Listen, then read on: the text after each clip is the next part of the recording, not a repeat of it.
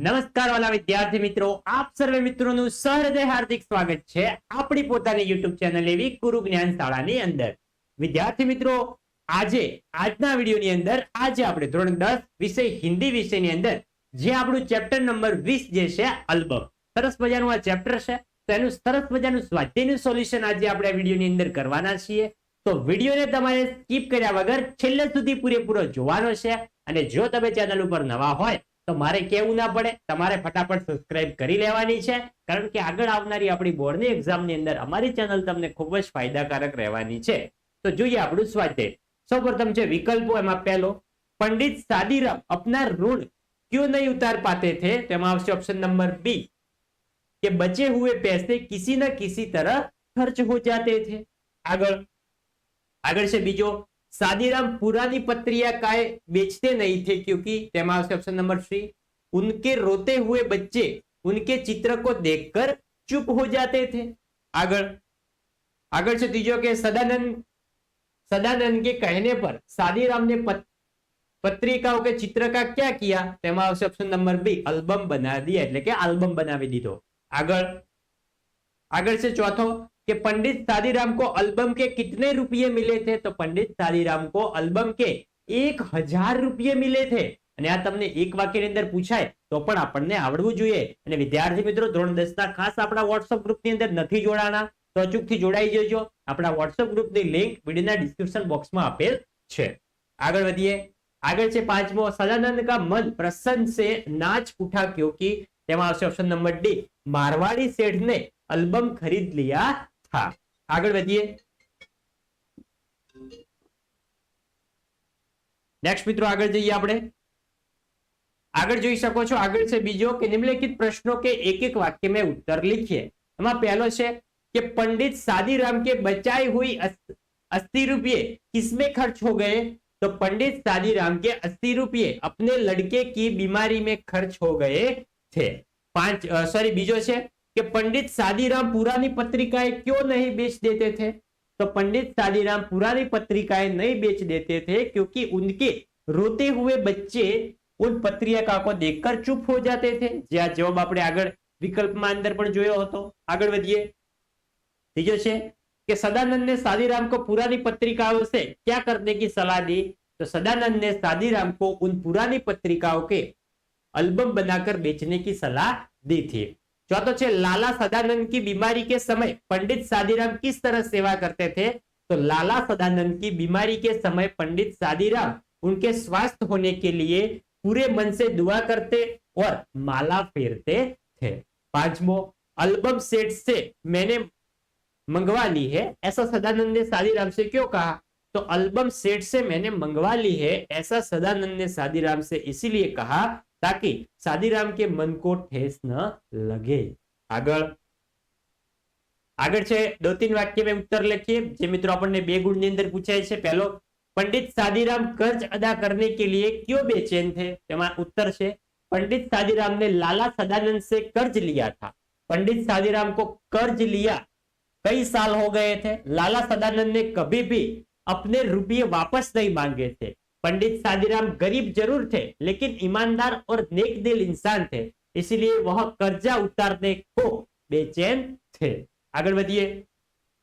बीजो છે लाला सदानंद ने शादीराम की समस्या का क्या हल निकाला? જોઈ શકો છો આનો પણ તમને અહીંયા આન્સર આપેલો છે, જે તમે વિડિયો સ્ટોપ કરીને મિત્રો સંપૂર્ણ આન્સર જે છે એકવાર વાંચી લેવાનો છે, પછી તમારા નોટબુક ની અંદર તમારે લખી લેવાનો છે. ત્રીજો, शादीराम ने अपना कर्ज कैसे चुकाया? જોઈ શકો છો આનો પણ તમને આન્સર આપેલો છે. આગળ चौथो, पंडित शादीराम लाला सदानंद से यह क्यों न कह सके कि वे झूठ बोल रहे हैं? तो लाला सदानंद को पंडित शादीराम पहले से भी अधिक सज्जन, उपकारी और ऊंचा समझने लगे थे. सदानंद झूठ बोल रहे हैं वे ऐसा कहकर उन्हें शर्मिंदा नहीं करना चाहते थे. पांचवो है शादीराम का ऋण उतारने के बजाय 2 गुना हो गया. क्यों हो गया? એનો પણ તમને અહીંયા આન્સર આપેલો છે, જોઈ શકો છો સંપૂર્ણ. આગળ વધીએ. આગળ છે 5-6 વાક્ય में लिखिए. જે મિત્રો આપણને પરીક્ષાની અંદર 4 માર્ક્સમાં અથવા 3 માર્ક્સમાં પૂછાય છે. पंडित शादीराम के दिल में क्यों शांति नहीं थी? तो पंडित शादीराम ने लाला सदानंद से 500 रुपये उधार लिए थे. वे किसी भी तरह जल्दी से वह कर्जा उतारना चाहते थे। लाला सदानंद ने कभी वह रुपये वापस नहीं मांगे थे, लेकिन पंडित सादीराम एक नेक दिल और स्वाभिमानी इंसान थे। वे किसी भी तरह जल्दी से रुपये वापस करना चाहते थे, परंतु ऐसा मुमकिन नहीं हो पा रहा था। घर में कोई ना कोई खर्चा आ जाता था और पैसे खर्च हो जाते थे। इस तरह पंडित सादीराम कर्ज चुकाने के लिए बेचैन रहते थे। इस कारण सादीराम के दिल में शांति नहीं थी। आगे जाइए। આગળ છે બીજો, પંડિત સાદીરામ ખુશી से क्यों झूमने लगे? તેનો પણ જોઈ શકો છો, અહીંયા સંપૂર્ણ આન્સર તમને આપેલો છે મિત્રો, જે તમે વિડીયો સ્ટોપ કરીને મિત્રો સંપૂર્ણ પ્રશ્નનો આન્સર જે છે એકવાર વાંચી લેવાનો છે, પછી જ તમારી નોટબુકની અંદર તમારે લખી લેવાનો છે। આગળ વધીએ। तीजो, लाला सदानंद ने पंडित सादीराम से रुपये लेने से मना क्यों कर दिया? તેનો પણ આન્સર તમને આપેલો છે, જોઈ શકો છો, યસ, સરસ મજાનો। આગળ વધીએ હવે। આગળ છે ચોથો, લાલા સદાનંદ के चरित्र पर अपने विचार स्पष्ट कीजिए। અને વિદ્યાર્થી મિત્રો આની અંદર મોટા પ્રશ્નો ખૂબ છે, માટે બીજી પરીક્ષામાં અથવા બોર્ડની પરીક્ષાની અંદર આ ચેપ્ટરમાંથી એક પ્રશ્ન પૂછાઈ શકે છે, એની શક્યતા વધુ થઈ જાય છે। જોઈ શકો છો તમામે તમામ પ્રશ્નો આપેલા છે, જે તમારે મિત્રો પહેલા સંપૂર્ણ વાંચી લેવાના છે, પછી જ લખવાના છે। બેઠે બેઠું કોપી પેસ્ટ આપણે કરવાનું નથી। આગળ વધીએ। સૂચના અનુસાર कीजिए व्याकरण છે, પર્યાયવાચી શબ્દ એટલે કે સમાનાર્થી શબ્દ। હાથ તો શું થશે? હસ્ત। આંખ તો થશે નેત્ર। ઋણ તો થશે કર્જ। અંધકાર તો થશે અંધેરા। પરમાત્મા તો થશે ઈશ્વર, ભગવાન। આગળ છે વિલોમ શબ્દ એટલે કે વિરુદ્ધાર્થી શબ્દ। ઠંડી તો ગરમી। પરવા તો લાપરવાહ। સજ્જન તો થશે દુર્જન। જીવિત તો મૃત્યુ। નિરાશા તો આશા। સફળ તો અસફળ। પછી છે દયા તો આવશે નિર્દયતા। આગળ भाववाचक संज्ञा खोजकर लिखिए। तो लाला सदानंद पंडित जी के विश्वसता को जानते थे, परंतु बलमनसी के सामने आंखें नहीं उठती थी। तो एમાં શું આવશે? વિવશતા और बलमनसी। બીજો છે पंडित सादीराम को अब कोई आशा नहीं थी। तो અહીંયા જે આશા છે, આશા એ આપણો સાચો ભાવવાચક વિશેષણ થઈ જશે। આગળ વધીએ। આગળ છે ત્રીજો, आपने जो दया और सज्जनता दिखाई है उसमें मरते दम तक नहीं भूलूंगा। तो એમાં કયા કયા થશે? दया और सज्जनता, दया और सज्जनता। चौथो, आप झूठ बोल रहे हैं। तो આમાં કયો ભાવ થશે? झूठ। એ આપણો સાચો જવાબ થઈ જશે। આગળ વધીએ। આગળ છે મુહાવરે का अर्थ देखकर वाक्य में प्रयोग कीजिए। या अर्થ આપેલો છે, વાક્ય પ્રયોગ તમે તમારી રીતે જાતે પણ કરી શકો છો વિચાર શક્તિથી।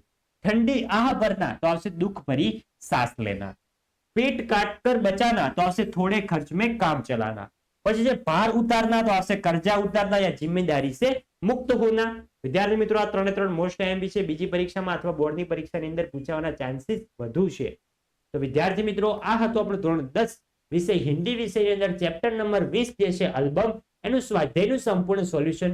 તો વાલા વિદ્યાર્થી મિત્રો, વિડીયો તમને સારો લાગ્યો હોય તો અચૂકથી લાઈક કરીને જવાનો છે। અને મારા મિત્રો, જો તમે ચેનલ ઉપર નવા હોય, હજુ સુધી ચેનલને સબસ્ક્રાઇબ નથી કરી, તો અચૂકથી સબસ્ક્રાઇબ કરી દેજો। મળીશું આવનાર નેક્સ્ટ વિડીયો સાથે, ત્યાં સુધી આવજો। જય હિન્દ, જય ભારત।